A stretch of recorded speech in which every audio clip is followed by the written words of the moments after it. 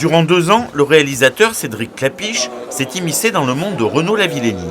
Avec le meilleur perchiste de la planète pour modèle, il ressort un 52 minutes fait pour rêver. Justement, quand on fait le portrait d'un champion comme ça pendant 2 ans, en fait, on ne parle pas des victoires et des défaites. On parle de l'effort. L'effort, c'est pas lié aux victoires ou aux défaites.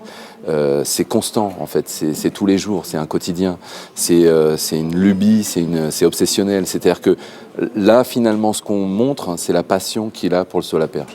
À travers son objectif, le réalisateur dévoile la technique qui entoure la vie du champion. Ce qui ravit l'athlète clermontois.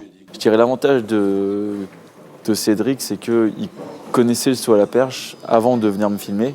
Et ça, c'était quelque chose qui était juste exceptionnel. Parce que c'est pas le premier documentaire, c'est pas le premier reportage qui a été fait sur moi. Sauf que c'est la première fois que le réalisateur a fait du saut à la perche. Et donc, du coup, avait une vraie vision de cette discipline. Et avait une vraie envie de faire tel ou tel plan. Parce que voilà, il avait un regard différent. Jusqu'au bout du haut sera diffusé sur France 3 le 9 juillet prochain en deuxième partie de soirée. De quoi encourager Renaud Lavillenie à l'approche des JO de Rio.